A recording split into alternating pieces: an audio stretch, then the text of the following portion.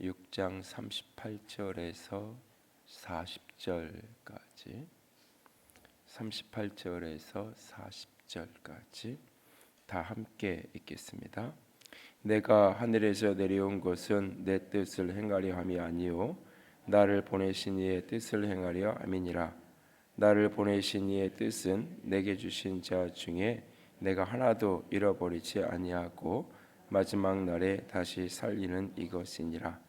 내 아버지의 뜻은 아들을 보고 믿는 자마다 영생을 얻는 이것이니 마지막 날에 내가 이를 다시 살리리라 하시니라. 아멘.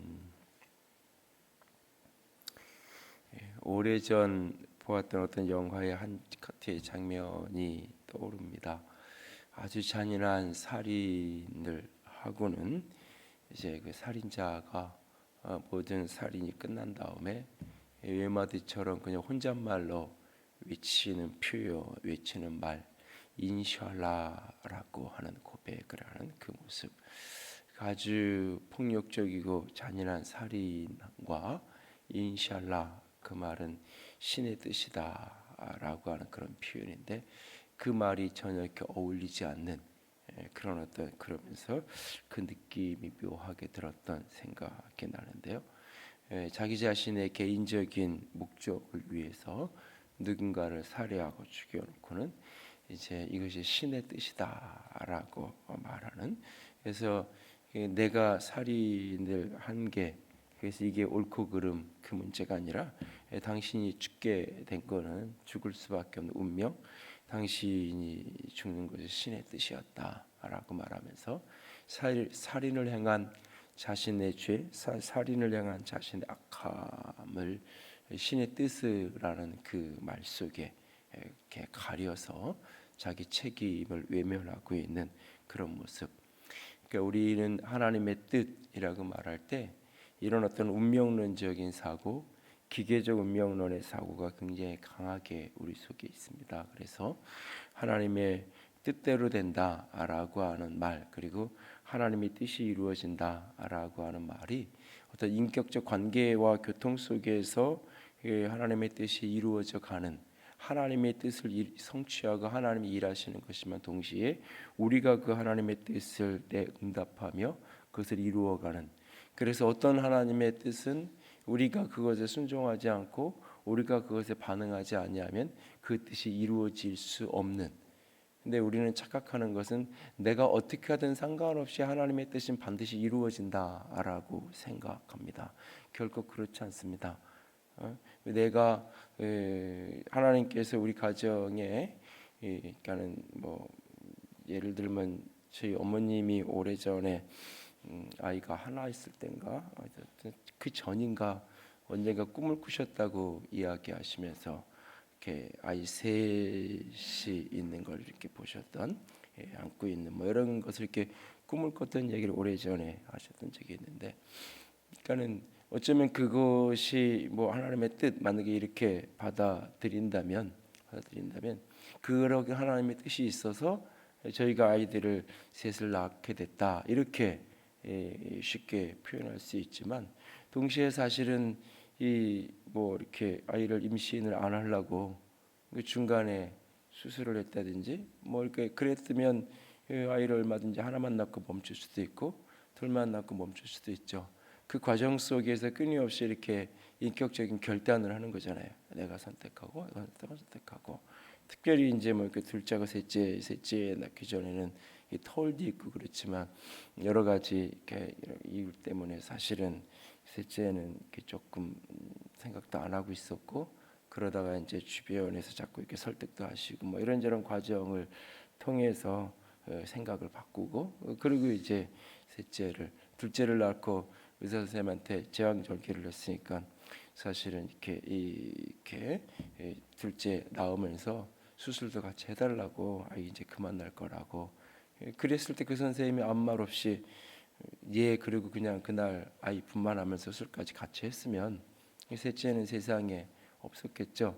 근데 그 선생님이 하시는 말씀이 사람 내일은 모른다고, 아이들이 자라면서 무슨 일이 어떻게 생길지 모르는 건데 아직은 젊은데 나중에 좀 지나서 필요하면 차차 나중에 수술해도 괜찮으니까 그리고 이렇게 남자가 수술하면 그렇게 뭐 어렵지도 않고 그러니까 필요하면 나중에 하시라고. 그러면서 그 선생님이 그냥 아무런 이유도 없는데 그렇게 그냥 해달라 그러면 해주면 그냥 되는 거잖아요. 근데도 그래서 그래요? 또 그렇게 얘기하시니까 뭐 알겠습니다. 그러고 그냥 나왔는데 그날 그 선생님이 그냥 그렇게 해줬다면 셋째는 이 세상에 없는 아이일 수도 있죠. 어쩌면. 그러니까 이것을 셋째가 태어나는 것이 하나님의 뜻이고 하나님의 운명이다. 그래서 모든 것이 그렇게 돌아간. 그 선생님한테 제가 수술해달라는데 그 선생님이 수술을 하지 말자고 뭐 나중에 인생 아이들이 자라면서 사고도 생기고 여러 가지 일이 있는 법인데 뭐 일찍 그러지 말라고. 그게 다 이렇게 운명으로 하나님의 뜻이어서 그 선생님을 하나님이 뒤에서 이렇게 조정해서 수술해달라는 거 해서 못하게 하고 뭐 그러니까 이렇게 마치 인생이 꼭두가시 인형 노름인 것처럼 우리가 알지 못하는 인생의 어떤 대본이 이렇게 쓰여져 있고 우리 뒤에서는 하나님이 우리의 인생을 꼭두가시 인형놀이 이렇게 하고 있고 나는 어떤 의지나 반응이나 선택이나 이런 것에 상관없이 그런 운명으로 태어나서 그런 운명으로 사라지게 되는 것. 그래서 하루라도 빨리 내 인생에 내 그 대본에 써 있는 내 역할, 대본에 써 있는 내 인생의 운명을 하루라도 빨리 수용하고 받아들이고 사는 것, 그것이 인생의 행복한 것. 이런 식의 어떤 기계적 운명론의 사고가 이렇게 동북아의 특별히 한국과 중국, 일본 이쪽에 유교적인 영향을 많이 받은 사람들하고 같이 맞물리면서 어떻게 운명론적인 사고 속에서 하나님의 뜻 이런 얘기를 하면 이렇게 기계적인, 그래서 하나님이 뭔가 결정하고 판단하고 행하시면 그것은 반드시 이루어지는, 아니요, 우리가 동의하고 우리가 응답하고 우리가 거기에 믿음으로 함께 걸어가지 아니하면 그것은 이루어지지 않을 수도 있어. 어떤 뜻은.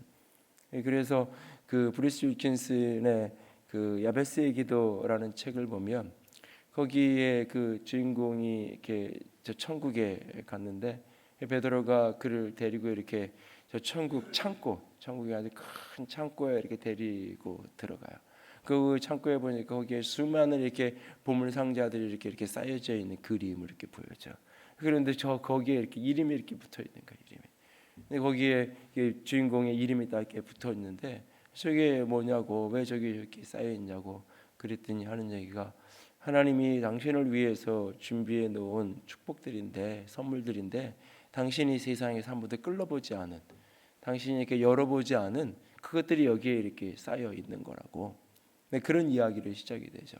그러니까 우리가 하나님이 우리에게 주시는 축복이 있고 하나님이 우리에게 주신 어떤 계획이 있는데 그것을 우리가 이 땅에서 하나님의 마음을 품고 기도하고, 그래서 기도하는 가운데에서 하나님의 비전을 발견하고 그리고 그것을 성취하기 위해서 우리가 헌신의 삶을 살아가고, 그래서 마땅히 내 몫으로 허락되어진 그런 축복들, 마땅히 내 몫으로 허락되어진 하나님의 선물들을 내가 이 땅에서 그것을 기도 가운데 취하며 살아야 되는데 그렇지 못했던, 하나님은 주기를 원하셨고 하나님은 준비해 놨는데 내가 꿈꾸지 않고 내가 기도하지 않고 내가 그것을 취하여서 이루어가지 못했기 때문에, 않았기 때문에 그것이 그냥 그렇게 그 창고의 쓰레기처럼 준비는 돼 있는데 가지고 내 거이긴 한데 한 번도 써먹지 못한 선물들로 가득 쌓여져 있는 그 창고를 들어가서 이렇게 둘러보는 이야기로 그 야베스의 기도라는 책이 시작이 되죠. 그러면서 이제 하나님 우리를 위해서 예비하신 축복들을 우리가 믿음의 기도 속에 어떻게 찾아가고 어떻게 기도를 해야 되는지 그런 부분들을 다루는 이야기인데요. 그러니까 하나님이 우리를 향하여 갖고 계신 많은 하나님의 선하시고 아름다운 뜻이 우리의 삶에 그것이 축복으로 이루어지기 위해서는 우리가 그것에서 믿음의 응답을 하고 그 뜻에 순종의 반응을 할 때 그것이 우리 속에 이루어지는 거예요. 이 두 가지가 같이 이렇게 맞물려서 늘 같이 돌아간다는 사실을 우리는 늘 잊으면 안 됩니다.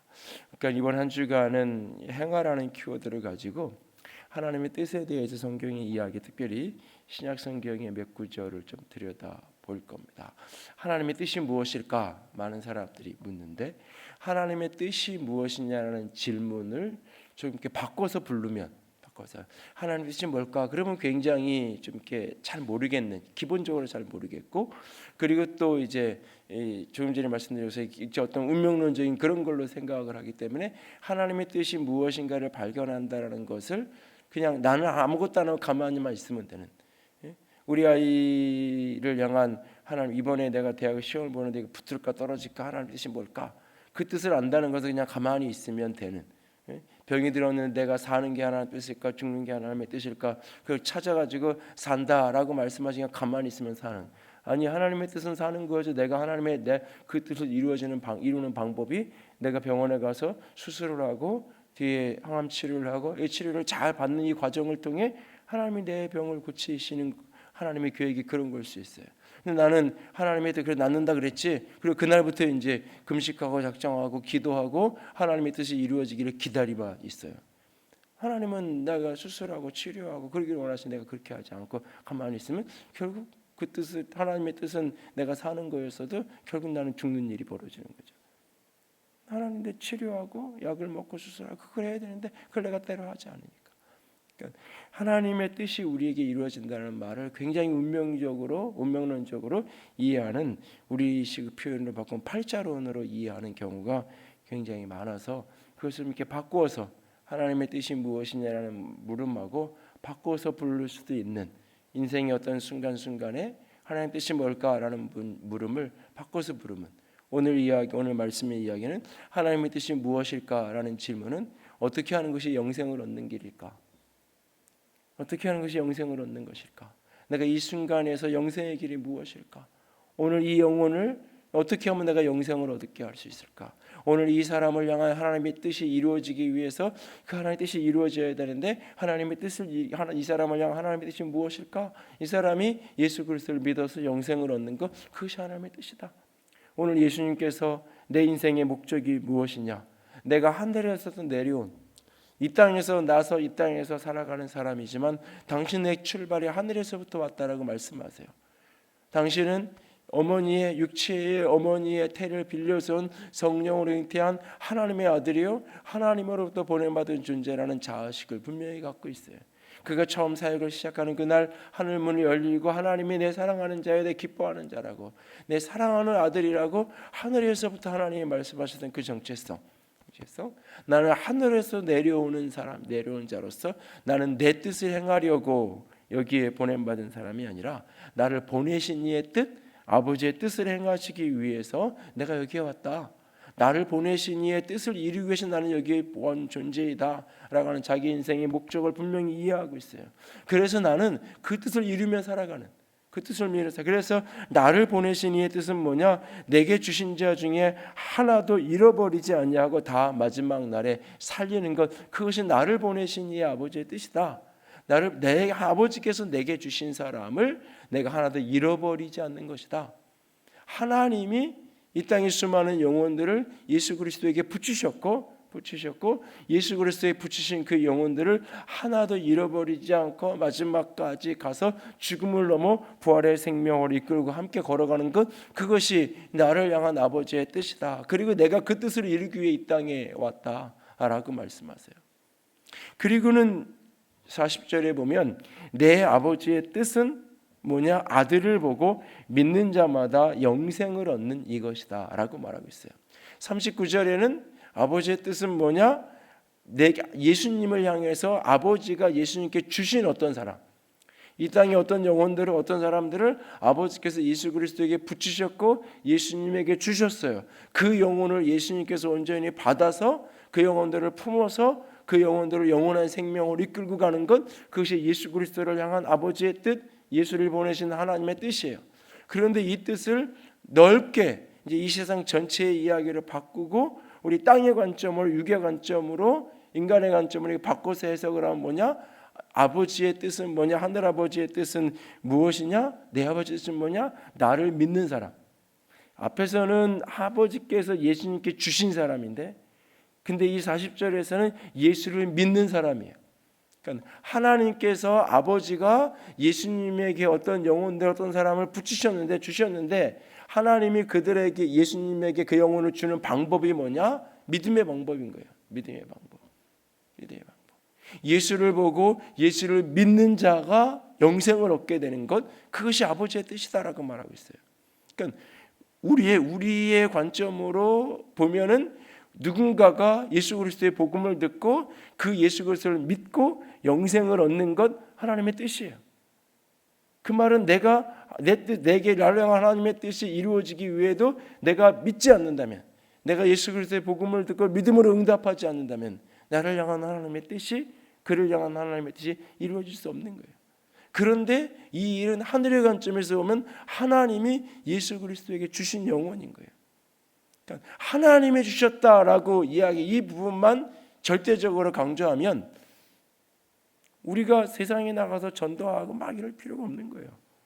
어차피 하나님이 저 하늘에서 하나님하고 예수님 사이에서 이루어진 일들, 그래서 아버지가 아들에게 주신 영혼들은 결국 누가 지키는 거예요? 예수님이 지키는 거예요. 책임은 예수님에게 있는 거예요. 예수님께서 그걸 지키고, 그래서 그 사람들을 끝까지 데리고 가셔서 영원한 생명, 죽음 넘어 부활의 생명까지 그렇게 이끌고 가는 거, 그것이 예수님의 사명이고 예수님과 하나님의 뜻이에요. 예수님과 하나님의 관계에서 그 일이 이루어지는 거예요. 그래서 아버지께서 주신 사람은 결국 구원받는 거고, 아버지께서 주시지 않은 사람은 구원받지 못하는 거고. 17세기, 18세기 이 교회는 이런 어떤 그 예정론에 특별히 이게 몰입되면서 해외 선교나 이런 전도나 이런 이야기를 할 때면, 아니 그럴 필요 뭐가 있냐, 굳이 왜 저 인도 같은데, 영국이 해가 지지 않는 나라가 돼서 인도 같은 나라를 다 자기 나라를 지배하고 그러는 시절에 가서 복음을 전해야 된다고 이야기할 때, 무슨 그런 소리 하냐고. 하나님이 믿기로 작정한 사람, 하나님이 원하는 사람은 결국은 다 구원받게 될 건데 굳이 왜 당신이 거기까지 가서 우리가 그럴 필요가 있냐고. 하나님이 구원할 사람 다 알아서 구원하실 거라고 그렇게 이야기했죠.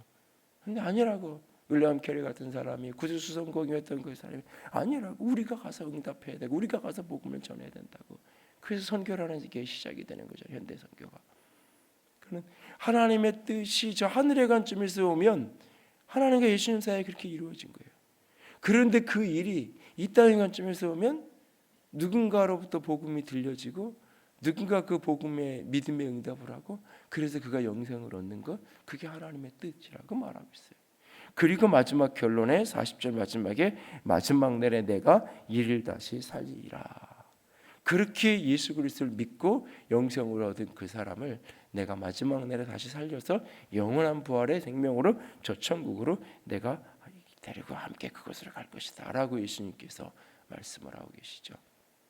그러니까 하나님의 우리를 향한 뜻, 그 하늘에서 이루어지는 거대한 하나님의 뜻, 아버지가 아들에게 주신 영혼을 한 사람도 잃어버리지 않냐고 영원한 생명을 이끌고 가는 게 하나님의 뜻이에요. 하나님의 뜻이. 그런데 아버지가 아들에게 그 주신 그 생명, 그 사랑, 그 주시는 방식이 뭐냐? 믿는 방식이에요. 나 아들을 보고 믿는 자, 아들을 보고 믿는 자. 이것이 또 다른 복음서의 또 다른 표현이나 서신서의 표현을 바꾸면 복음을 듣고 믿는 사람, 복음을 듣고 믿는 사람, 그가 영생을 얻게 되는 것, 이것이 아버지의 뜻이에요. 그 한 사람을 향한 하나님의 뜻, 우리 모두를 향한 하나님의 뜻이 무엇이냐? 우리가 예수를 믿고 영생을 얻게 되는 것, 예수를 믿고 영생을 얻게 되는 것.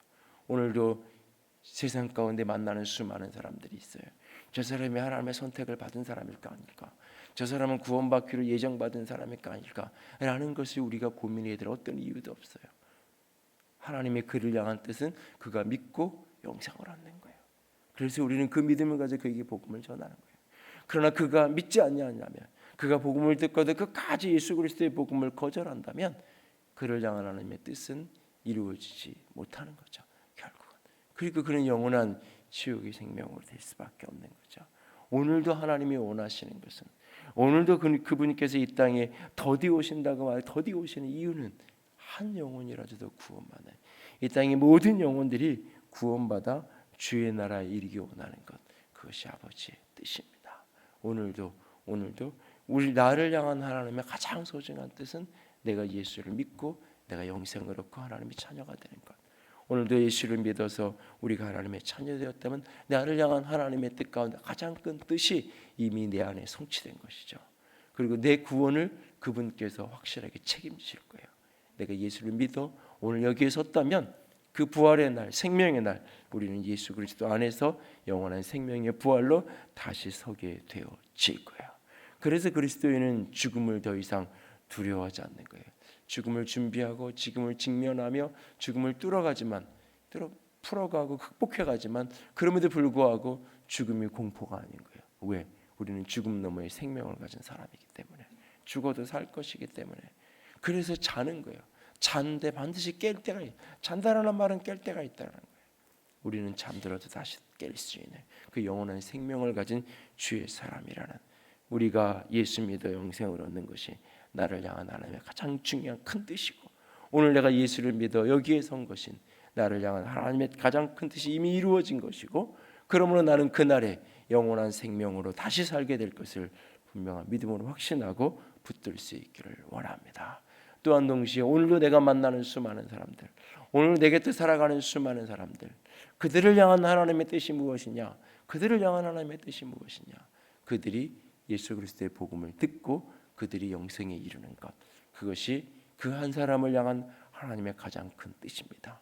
그래서 그를 향한 하나님의 뜻이 이루어지는 축복이 되기 원한다면, 그를 향한 하나님의 뜻이 이루어지는 하나님의 뜻의 통로가 되기 원한다면, 그를 향한 하나님의 뜻이 저 하늘에서 이루어진 것처럼 땅에서도 그의 인생에 하나님의 뜻이 이루어지기를 원한다면, 오늘 우리는 그에게 예수 그리스도를 보여주는 자가 되어야 할 것입니다. 그에게로 다가가 예수 그리스도의 복음을 들려지게 하게끔 오늘도 그에게 생명의 복음을 전하는 자가 되어야 할 것입니다. 우리가 그를 향하여서 그를 향한 아버지의 뜻을 이루는 통로가 되어지는 우리의 사명, 우리의 목, 그것은 그에게 예수 그리스도의 복음이 들려질 수 있도록 가서 우리가 예수를 전하는 것입니다. 그가 믿고 그가 반응하는 것은 그의 선택이겠지만, 오늘 우리가 해야 될 몫은 가서 예수가 보여지도록, 예수의 복음이 들려지도록 오늘도 증거하는 삶을 살아가는 것입니다.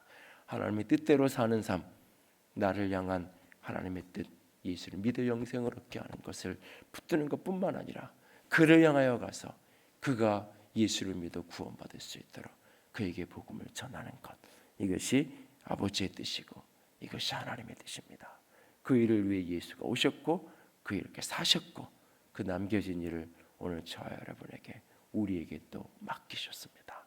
이 한 날도 그 예수 그리스도의 복음을 증언하는 자로서, 하나님의 생명을 살리는 자로서, 하나님의 뜻을 이루는 자로서 살아갈 수 있는 우리가 될 수 있기를 주님의 이름으로 부탁을 드립니다. 함께 찬양합니다. 우물가의 여인처럼 난 구했네, 헛되고 헛된 것들을. 그때 주님 하신 말씀, 내 생매와 생수를 마셔라. 오늘 이것이 우리를 향한 하나님의 뜻이고, 오늘 세상을 향하여서 주께서 하고 싶은 말씀일 것입니다. 우리 주위에 오늘도 방황하고 헛된 것을 구하는 영혼들이 주님으로 말미암아 채워지고 주님으로 말미암아 영생에 이르게 되기를 소원하면서 함께 찬양합니다. 우물가의 여인처럼.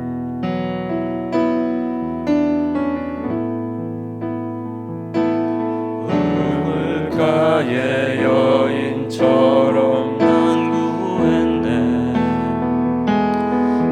헛되고 헛된 것들을. 그때 주님 하신 말씀, 내 생애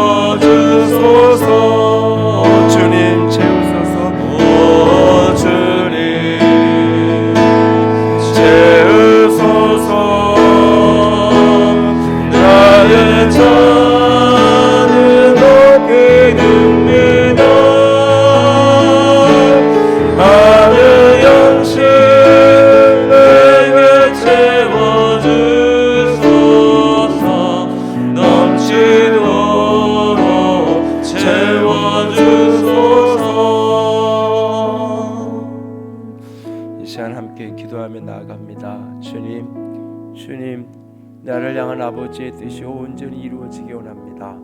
믿어 영생을 얻게 되었으니 감사합니다. 주님, 믿어 영생을 얻었으니 영원한 생명을 얻는 그날, 부활의 날, 내가 반드시 부활케 될 것을 믿습니다.